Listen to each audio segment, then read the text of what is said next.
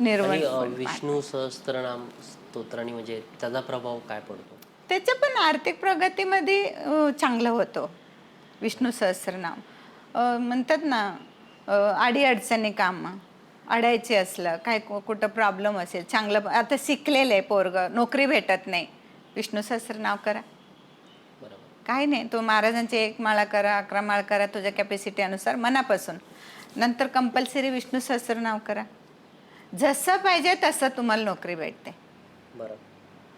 तर हे वेगळे वेगळे कामासाठी वेगळे वेगळे. पण आता आपण जसं बोलतो की ह्या गोष्टी तुम्ही करा, व्यवस्थित होईल. पण मग बऱ्याचशा लोकांचं असं काय होतं म्हणजे जे त्यांचं असं मत होऊन जातं की ठीक आहे, मग आम्ही हेच करतो. मग ते प्रयत्न करणार नाहीत. फक्त हे म्हणजे काहीतरी येईल, मग स्वतःहून माझ्यापाशी येईल नाही आणि येणार. म्हणजे स्वतःहून धावून पैसे माझ्याकडे येतील. मी फक्त आज ह्या धार्मिकतेकडे वळतो, म्हणजे पैसे स्वतःहून माझ्याकडे येतील. म्हणजे हां. असं होऊन जातं. बऱ्याचशा लोकांचं असं होऊन जातं. हो, खूप सारे लोक समजदार आहेत, की हो. म्हणजे हे करत आपल्याला मेहनत पण करायची, आपल्याला मेहनतीमध्ये हां. फळ भेटेल. धार्मिकतेमुळे आपण हे मंत्र म्हणा, स्तोत्र म्हणा, ह्याचं वाचन केल्याने आपल्याला आपल्या मेहनतीमध्ये फळ भेटेल. पण हे बऱ्याच कमी लोकांना कळतं. बऱ्याच लोकांना असं वाटतं, की आम्हाला घरी येऊनच भेटेल सगळं काय घरी ते डायरेक्ट हं. असं. हे मेंटॅलिटी असते ना तसं. जसं तुमचे विचार तसं तुम्हाला फळ भेटत असते. आणि तसं विचार केला तर ना फळ भेटते ना तुमचं काम होतं. तो इकडे पण नाही, इकडे पण नाही, मध्येच अडकलेला असतो. बरोबर. आहे की नाही? तर याच्यासाठी आपण मेहनत करणं आणि अध्यात्म करणं, हे दोन्ही करणं गरजेचे. आणि एक शेवटचं तुम्हाला विचारतो, की म्हणजे आता एवढे जवळपास तुमचा व्हिडिओ 15 लाख लोकांनी बघितला जवळपास. धन्यवाद. तर त्यापैकी 80% महिला आहेत आणि जवळपास जेवढे कॉल आले, जेवढे व्हॉट्सअप मेसेज आले, तुम्हाला देखील आले, तर त्यापैकी पण 90% महिलाच होत्या. महिलांनाच प्रॉब्लेम आहे. म्हणजे त्यांच्याच मागे एवढे प्रॉब्लेम का? कसे काय? ती तिच्यामध्ये कॅपॅसिटी आहे ना. म्हणजे स्त्रीच्या हातात एवढी शक्ती आहे ना, ते पुरुषांमध्ये नाही आहे. बरोबर. पुरुषांमध्ये बल आहे, हम्म. बल आहे, बुद्धी आहे. तर पुरुषचे काम काय? बाहेर जाऊन दुनियादारी बघणं, पैसे कमवणं, हे सगळं. तर आजकाल काय झालंय, स्त्री उलट झालेली. बरोबर. तर त्याच्याने काय झालं, स्त्री शक्तीला ओळखतच नाही ना, हम्म. म्हणून प्रॉब्लेम निर्माण होते. मीच मीच देणारी आहे, मीच घेणार आहे, माझं तर सगळं आहे, तर मी का बरं बाहेर भटकू? हे ज्यावेळी तुम्ही विचार केले ना, तर तुमच्यामध्येच ते शक्ती निर्माण होणार. बरोबर. तर आपण काय करते, बायका थोडंफार काहीतरी झालं ना हरून बसते, हे माझ्याशी होत नाही, माझ्याशी. प्रॉब्लेम पण सगळं स्त्रीलाच असते. जन्मापासून बाळाला जन्माला घालून तो मोठं झालं तरी पण स्त्रीलाच करायचं. नवऱ्याची करायचं असतं, पोरांची करायचं असतं, सगळं घरची करायचं असतं, आणं जाणं. किती शक्ती तिची वाया जाते. बरोबर. तिच्यामध्ये शक्ती नाही आहे अशी नाही आहे. तिच्याकडे भरपूर शक्ती आहे, ती ओळखत नाही स्वतःला. माझ्याकडे एवढी शक्ती आहे, ते ओळख नसल्यामुळे तिला त्रास होते ते शक्तीची. एकदा ओळख झालं की यार मीच सगळ्या सृष्टीला पाळणारी आहे, माझ्यामध्येच एवढी शक्ती आहे, तर तिला त्रास होत नाही. आता मीच समजा पहिले मी किती एकदम हरलेली होते. बरोबर. ज्यावेळेस कळालं हे मला, अरे माझ्यामध्येच आहे हे सगळ्या गोष्टी, तर मला काही गोष्टी वाटतच नाही. दुनिया लुटून गेले तरी असं वाटतं की मी जगतेच, हे माझं नाहीच आहे, तर मला काय फरक पडते, बरोबर. हे भावना निर्माण होते. म्हणून शक्तीला ओळखणं गरजेचे. गरजेचं आहे. लोक आता संकल्प करतात, त्याला काय मतलबच नाही. संकल्प करतात, आता घेतात, आता मोठे आम्ही संकल्प घेतले आम्ही, अहो नंतर म्हणणार मोठे झालंच नाही हो. म्हणजे तुम्ही अडून राहतच नाही ना. बरोबर. नाही झालं, काहीतरी अडचण आलं, अरे हे नाही विचार करतात मी संकल्प घेतलेली म्हणजे मी कशी काय हे सोडू. नाही सोडायला पाहिजे. ज्या दिवशी तुम्ही सोडणार, तुमचं जो पहिले जमा केलेलं पुंजी पण संपणार. संकल्प घेतल्यानंतर जो जमा करते तुम्ही जप वगैरे साधना करून, आणि ज्यावेळेस सोडतात ना ते संपून जाते. संकल्पला कसं बांधलेलं सारखं असतं. अच्छा. तर छोटीशी गोष्ट सांगते मी. संकल्प आम्ही ना गिरनारला गेले होते पहिल्यांदा. गिरनारला गेले खाली त्यावेळ संकल्प घेतले. पहिल्यांदाच गेले होते गिरनार. माझं लय असं होतं दत्तधामचे दर्शन करायचे. हां. तर गिरनारला गेल्यानंतर तो आम्हाला नेले होते ना, तो खाली थोडा लेक्चर दिलं आणि जेवण वगैरे झालं. 11 वाजलं होतं आणि खाली सगळ्यांना संकल्प घ्यायला खाली बोलवलं.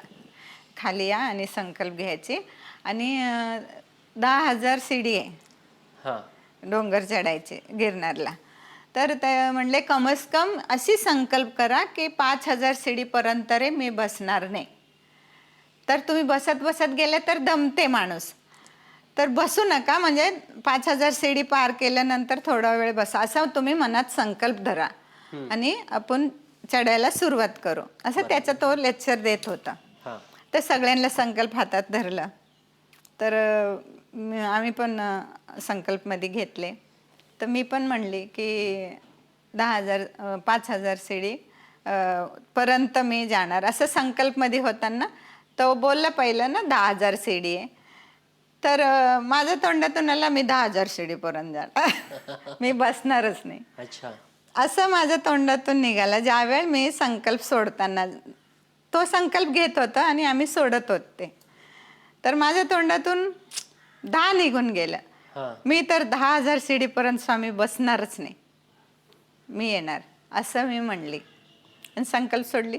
आणि तो म्हणलं 5,000 पर्यंत, तरी अंदाज 5 पर्यंत तरी बसू नका, थकान होते, चालायचे ना.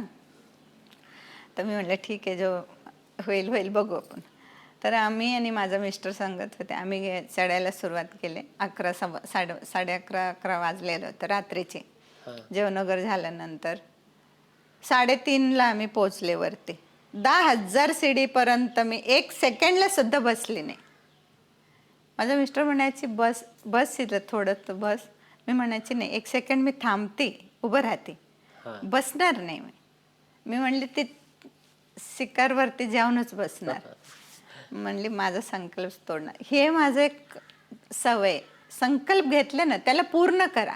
ते तर तिथं मी चुकव. मला 5,000 सीडीपर्यंत मला अतिशय त्रास झाला, अतिशय म्हणजे अतिशय त्रास झाला 5,000 सीडीपर्यंत. नंतर 5,000 सीडी तुम्ही आरामात चढू शकते थोडाफार. असं बाकीची 5,000 सीडी आहे ना, अतिशय डेंजर सीडी आहे लास्ट टप्प्याची. अच्छा.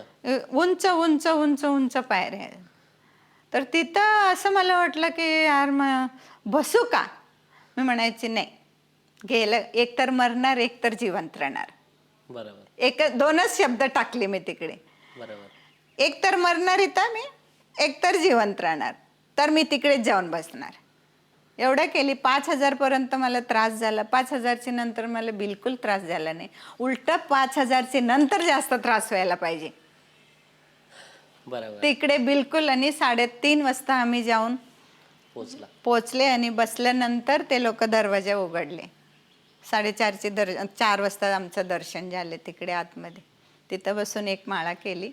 बसायला देत नाही, तरी पण रिक्वेस्ट करून 1च माळा केली तिकडे बसून आणि खाली उतरले.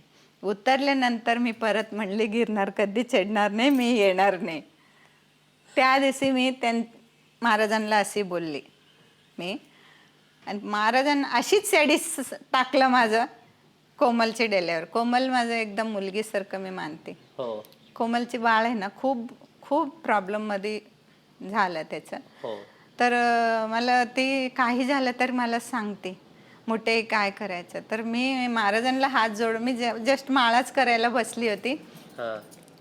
माझं आटून राहिलं होतं की मी परत कधी गिरनार चढणार नाही.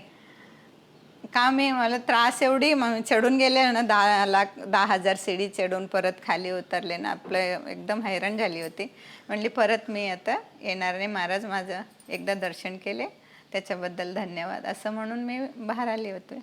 महाराजांची इच्छा होतं परत बोलवायला पाहिजे. ज्यावेळी मला ती फोन केली, मोठे असं दवाखान्यात. खूप म्हणजे एवढीशी पिल्लू होता तो. हो.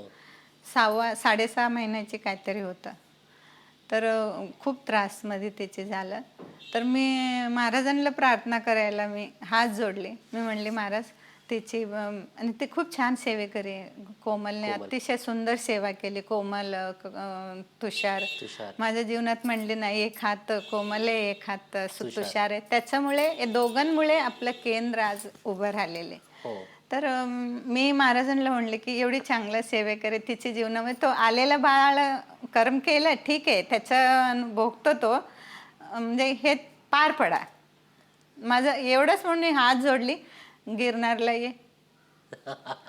मला म्हणतात गिरनारला ये. मी म्हणलं ठीक आहे, मी येणार म्हणले. अरे गिरनार म्हणलं तर माझं पायातलं, मी म्हणते नाही नाही महाराज गिरनार नाही, परत गिरनार उभं ठेवतो माझं डोळ्यासमोर, येतो. तर मी म्हणले ठीक आहे. पहिल्यांदा म्हणले मी नाही, परत ते गिरनार उभं राहिलं ना, गिरनारलाच ये. तर मी म्हणलं ठीक आहे, मी येते गिरनारला. तिची बाळाला काही व्हायला नको, तिची गोदीमध्ये तिची बाळ यायला पाहिजे. नंतर घोरकष्ट उद्धारण स्तोत्र. तर आम्ही सगळं डेलीची हजार वेळ व्हायचे. अच्छा.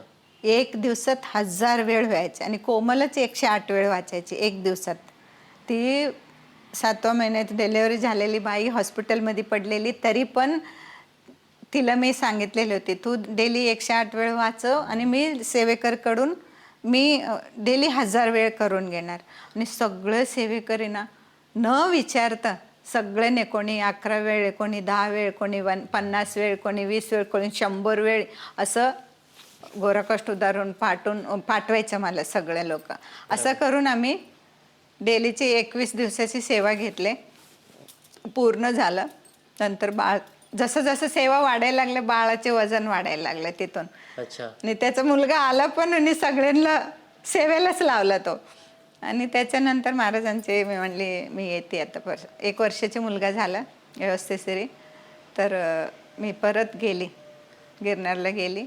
जो माझा संकल्प होतं ते सोडली. आणि हे वेळ काय केली, अर्धा गेली ह्याच्यामध्ये, काय म्हणतात ते, 5000 पायऱ्या. हां नाही, 5000 पायरे आता हे झाले, रोपे झाले. अच्छा. हां, आता 5000 पायरे रोपेने गेली. पुढचा जो आहे ना ते चालत जाय. अच्छा. हां, पुढे रोपे नाही आहे. 5000 पर्यंत रोपे आहे. आता अर्धा रोपेमध्ये गेली, अर्धा चालत जाऊन त्याचं जे म्हणत होतं ते पूर्ण केले. आज एवढी सुंदर बाळ त्याच्या मांडीत खेळतो आणि आलं ना मला आजी म्हणून बोलतो. छान वाटतं.